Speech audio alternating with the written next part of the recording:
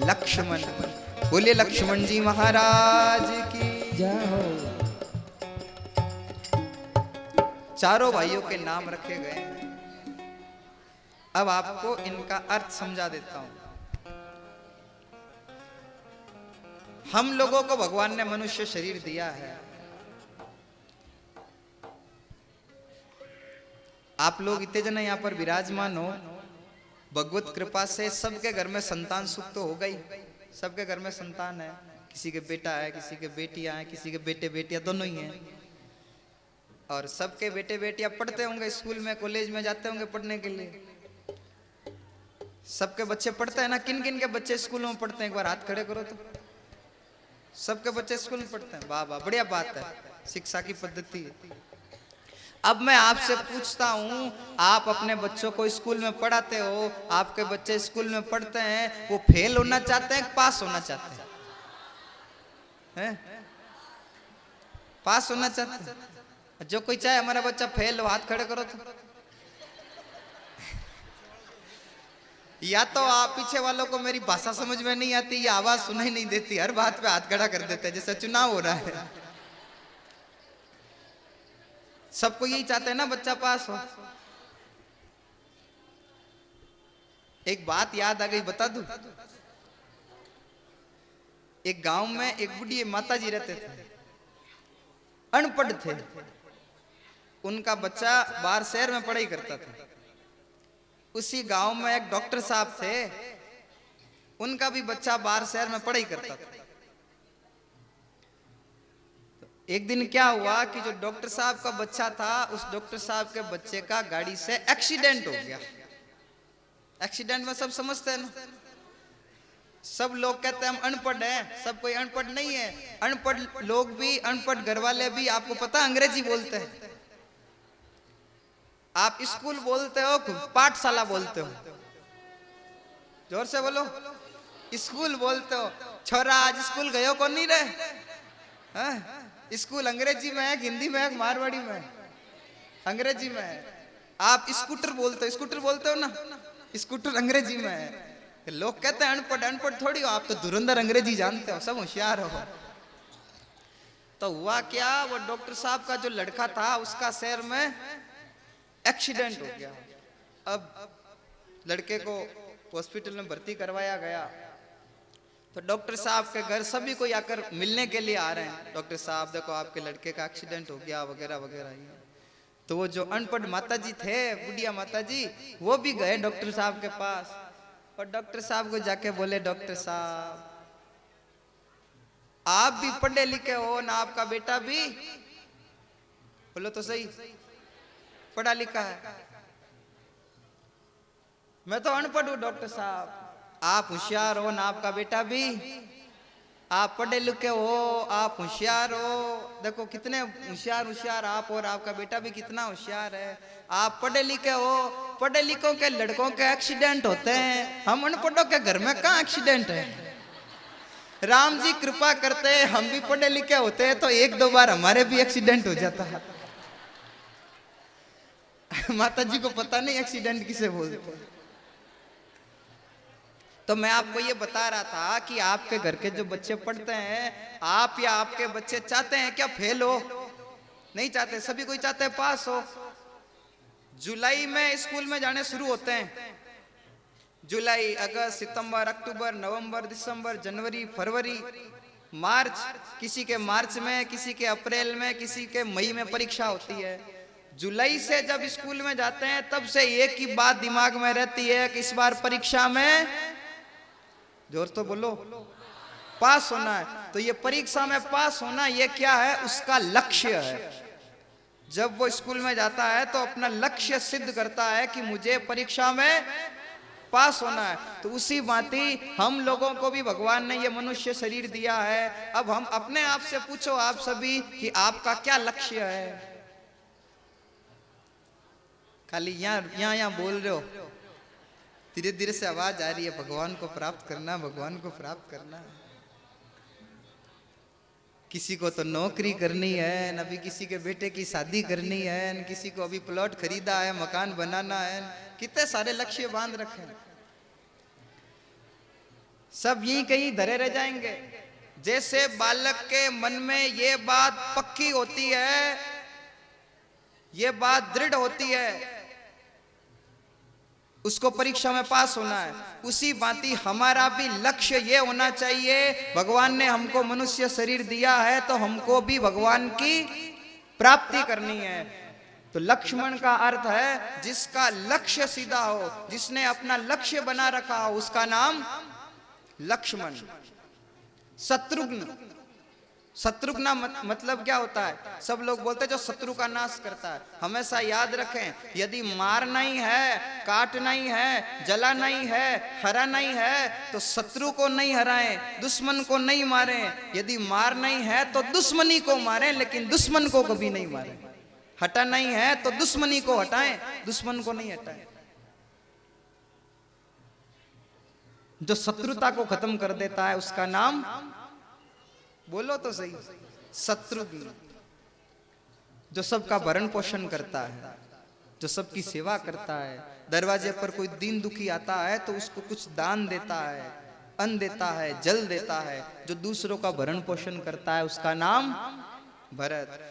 जिसके जीवन में लक्ष्य पक्का है, जिसने अपनी दूसरों के साथ शत्रुता खत्म कर ली है, जो दूसरों का भरण पोषण करता है, ये तीन लक्षण जिसमें है, उसको चौथे राम जी की प्राप्ति हुआ करती है। अब यदि राम जी की प्राप्ति करनी है तो इन तीन लक्षणों को जीवन में मेरा लाला है, मेरा लाला है, मेरा राघव है, मेरा राम है। अब माँ राघवेंद्र सरकार का, ठाकुर जी का, राम जी महाराज का लाड लगा रही है। कभी हृदय से लगाती है, कभी उछालती है, कभी पलने में झुलाती है।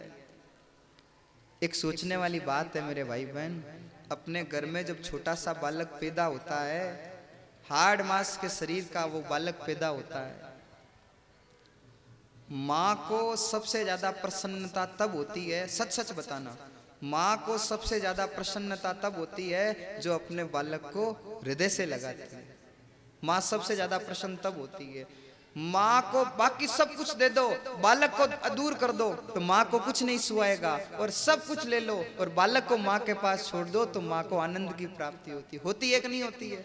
अब विचार करो, अपने घरों में इस हाड़ मांस के पुतले में जो बालक है उसको हृदय से लगाकर इतनी प्रसन्नता होती है, तो जो दुनिया का रखवाला है, दुनिया का मालिक है, वो बालक बनकर आया है और माँ हृदय से लगा रही है, तो उस माँ को कितनी प्रसन्नता होती होगी, कितना सुख प्राप्त होता होगा, कितना आनंद आता होगा। माँ ठाकुर जी का लाड लगाती है। जब ठाकुर जी को नींद आने लग जाती है तो माँ सुलाती है, हो लल्ला सो जा सो जा सो जा रे लल्ला, सो जा सो जा सो जा लल्ला, सो जा सो जा सो जा रे लल्ला, सो जा सो जा सो जा रे। थप थपाते हुए मैया राघव जी को सुलाती है। ठाकुर जी के प्रेम में, ठाकुर जी के लाड प्यार में, ठाकुर जी के भरण पोषण में मैया अपने शरीर की सुध बुध भी भूल चुकी है। ना तो स्नान करने का ध्यान रहता है, ना कपड़े पहनने का ध्यान रहता है, ना शरीर के श्रृंगार का ध्यान रहता है। एक दिन मैया ने ठाकुर जी को स्नान कराया, बढ़िया श्रृंगार करवाया। अब ठाकुर जी को नींद आने लगी तो पल्ले में सुला दिया। फिर स्नान करके माता जी गए मंदिर में, मंदिर में जाकर भगवान की पूजा अर्चना की और भगवान के लड्डुओं का भोग लगाया। समझ में आ रहा है ना? हाँ तो बोलो, ऐसे ही हाँ बोल दी, समझ में आ रहा है? तब ठीक है। अब मैया ने क्या किया, राघवेंद्र जी को, राघव जी को तो पल्ले में सुलाया और खुद मंदिर में जाकर नारायण भगवान की पूजा अर्चना करके लड्डुओं का भोग लगाया। फिर मैया मंदिर से निकलकर रसोई में गई भोजन बनाने के लिए। ज्यों ही रसोई से वापस बाहर आई तो क्या देखती है, मंदिर में जहां लड्डुओं का भोग लगा हुआ है, अपने राघव जी वहां बैठे बैठे लड्डू जीम रहे हैं। मैया ने मन में सोचा, मैंने तो इसको पल्ले में सुलाया था, ये यहाँ लड्डू कैसे खा रहा है। दौड़ी दौड़ी वहां गई जहां ठाकुर जी सो रहे थे, वहां जाकर देखती है तो ठाकुर जी तो पल्ले में सो रहे हैं।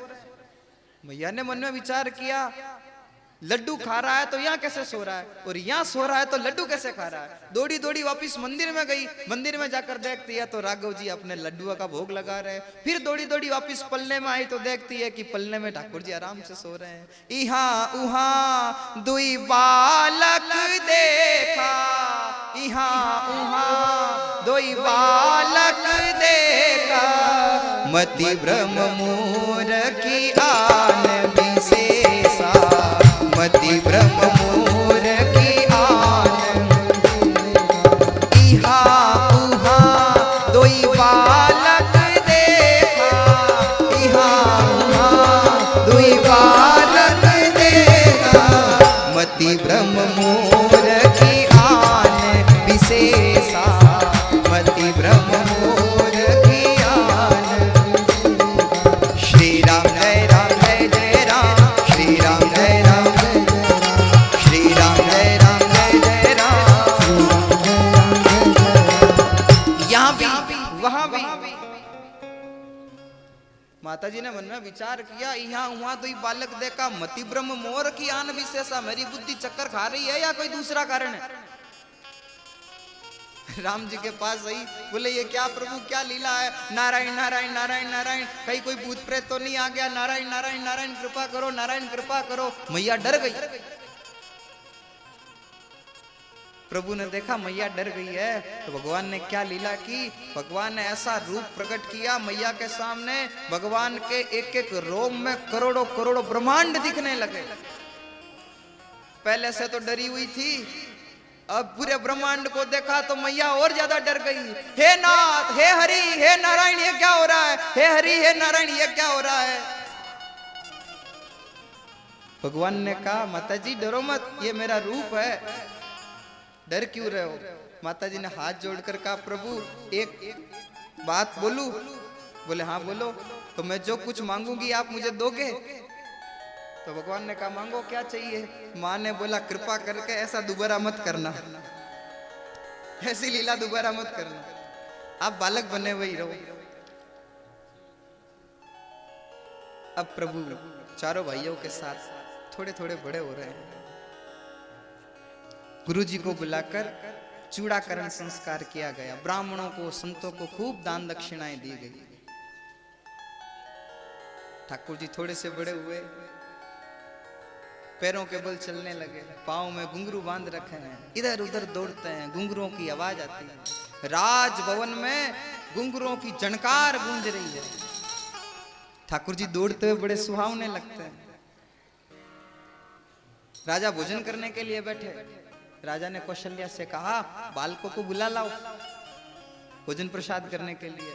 अब खेल में इतने मगन है कि चारों भाई आ ही नहीं रहे। अब मैया पीछे पीछे दौड़ने लगी। कौशल्या जब बोलने जाई, ठुमुकी ठुमुकी प्रभु चल ही पर आई। माँ जब भगवान को पकड़ने के लिए जाती है, ठाकुर जी ठुमक ठुमक करते हुए आगे चले जाते हैं। फिर माँ पीछे पीछे दौड़ती है, फिर प्रभु आगे आगे भाग जाते हैं। कभी गिरते भी हैं तो रेत शरीर पर लग जाती है, पूरे शरीर पर रेत ही रेत हो जाती है। जब भगवान देखते हैं कि मैया को अब गुस्सा आने लग गया है, मजाक तब तक ही करनी चाहिए जब तक सहन होती रहे। भगवान ने कहा मैया को गुस्सा आ जाएगा, तो रेत से पूरे सने हुए, रेत से भरे हुए दौड़ते हुए भगवान जाकर राजा की गोदी में बैठ गए। दशरथ जी ने राम जी को अपनी गोदी में बैठाकर अति आनंद की प्राप्ति की। भोजन कर रहे थे, दही भात। दशरथ जी दही भात जीम रहे थे, तो दही भात का एक ग्रास, एक कवा बनाकर जो राम जी के मुंह में दिया। अब राम जी बड़ी नटखट लीला कर रहे हैं। थोड़ा सा मुंह खोला, आधा सा ग्रास मुंह में गया, राम जी ने मुंह बंद कर लिया। अब आधा तो दही भात मुंह के अंदर है, आधा दही भात मुंह के बाहर है। किलकारी मारते हुए राम जी जोरदार दौड़ गए वहां से।